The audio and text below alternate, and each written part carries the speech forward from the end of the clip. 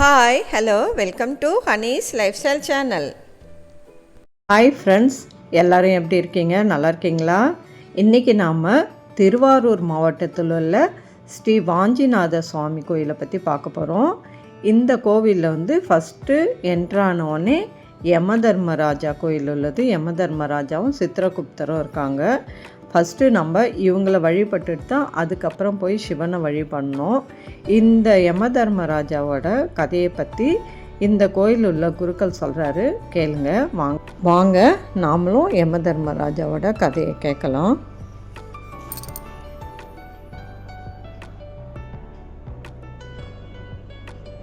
வரமா கேட்கிறாரு யமதர்மராஜா. யமன்னு பேரை சொன்னாலே எல்லாம் பயப்படுறா.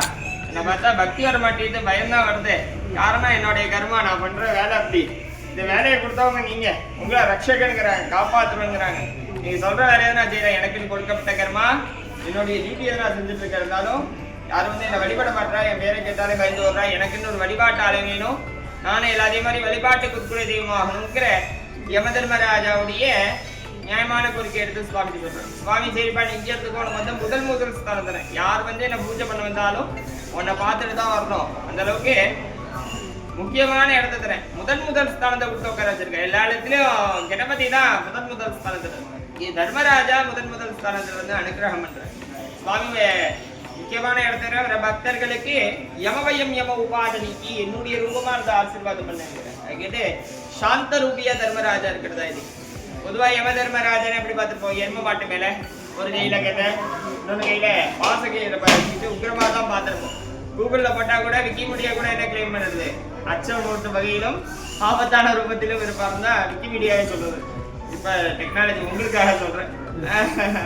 அந்த தர்மராஜானாவே உக்கிரமா தான் பார்த்துருப்போம். இங்கே சாந்த ரூபமா இருக்காரு தர்மராஜன். பொதுவா யமதர்மராஜனை எரும மாட்டு மேல கெத பாசகையெல்லாம் வச்சுட்டு தான் பார்த்துருப்போம். பயங்கரமா சாந்த ரூபமா அமைதியான ஸ்வரூபத்துல இருப்பார். பொதுவா யமதர்மராஜானா அப்படி இருக்கா. இங்க கெதைய கீழே வச்சிடறாரு. லெப்ட் ஹேண்ட்ல கெதையை கீழே வச்சுட்டு ரைட் ஹேண்ட்ல இது மாதிரி தஞ்சனி முத்துட்டு ஆள்காட்டி வரல பாசகையில சுட்டு வச்சிடறாரு. பக்கத்துல சித்திரகுப்தரோட ஆப்போசிட்ல நந்திகேஸ்வரரோட சாந்த ஸ்வரூபமா இருக்காரு தர்மராஜா.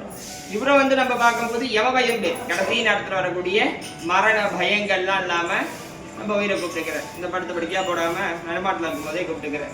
யம உபாதைன்னு சொல்லக்கூடிய ஆக்சிடென்ட் மாதிரி பெரிய பெரிய விஷயங்கள் இருந்தோம், கொடிய நோய்கள் இருந்தோம் நம்மளை காப்பாற்றுறாரு. யமனால ஏற்படக்கூடிய உபாதைகள், நரகத்துல ஏற்படக்கூடிய கஷ்டங்களை பூலோகத்துல கொடுத்தா அது பேர் யம உபாதைகள்.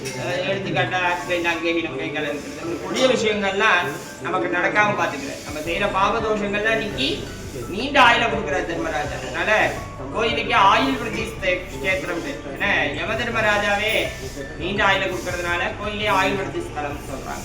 அது மாதிரி தர்மராஜா வரத்தெல்லாம் கேட்டு முடிச்சுட்டு திருப்பி எனக்கு ஒரு ஆசை இருக்கு, அதையும் நிறைவேற்றுங்கிறாரு. ஏன் இங்க ஆசை கேட்கணும்னு பார்த்தோம்னா உள்ள ஈஸ்வரன் பேரு வாஞ்சிநாதன் பேர். வாஞ்சம்னா விருப்பம். என்னென்னலாம் விருப்பமா கேட்கிறோமோ எல்லாத்தையும் கொடுக்கிறாரு அப்படிங்கிறது சுவாமியோட பேர்.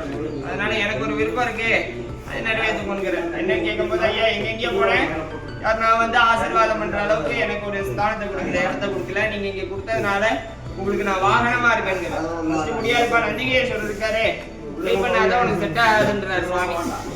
இல்ல நான் ஒரு நாளாவது இருக்கேன்னு கேட்டுக்கிட்டு மாசி மாசம் பரணி நட்சத்திரம் யமதர்மராஜாவுடைய ஜென்ம நட்சத்திரம், அவரோட பிறந்த நாள் மாசி பரணி. அந்த மாசி பரணி அன்னைக்கு சிவனுக்கு வாகனமா தர்மராஜா இந்த ஆலயத்துல இருக்கு. வாகனமா இருக்கிற தர்மராஜா இவரை நம்ம பார்க்க போது எல்லா வித காரியங்கள்லயும் வெற்றிகள் கிடைக்கும் அப்படிங்கிறது ஐதீகம். அதுமாதிரி நம்ம ஆலயத்துடைய க்ஷேத்திரபாலன், இடத்தை பாதுகாக்கக்கூடியதும் யமதர்மராஜாவோட வேலை தான். எல்லா சிவாலயத்திலையும் பைரவர் பார்த்துருப்போம் இடத்தை பாதுகாக்கிற வேலையில.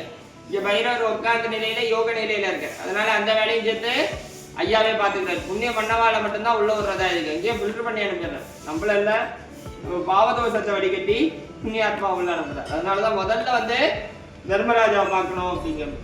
வரணும்னாவே நமக்கு ஜென்மாந்திர புண்ணியங்கள்லாம் இருந்தாதான் வர முடியும்.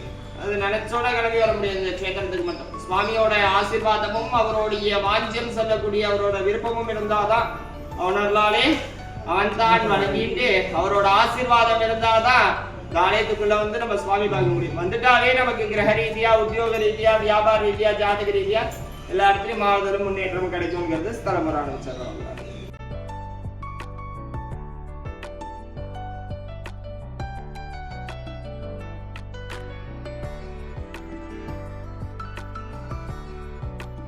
அதுக்கப்புறம் பார்த்திங்கன்னா இந்த கோயிலோட தலைவிருஷம் வந்து சந்தன மரம். எந்த கோயில்லையுமே நாங்கள் சந்தன மரத்தை பார்த்ததில்ல. இந்த கோயிலோட தலைவிருஷம் சந்தன மரம். நாம் அந்த தலைவிருஷத்தை தொட்டு வணங்கிட்டு வந்தால் ரொம்ப நல்லது. அவ்வளோதான் ஃப்ரெண்ட்ஸ். இந்த வீடியோ உங்களுக்கு பிடிச்சிருந்தால் லைக் பண்ணுங்கள், ஷேர் பண்ணுங்கள், சப்ஸ்கிரைப் பண்ணாதவங்க சப்ஸ்கிரைப் பண்ணிவிடுங்க. தேங்க்யூ. நெக்ஸ்ட் வீடியோவில் பார்க்கலாம். பாய்.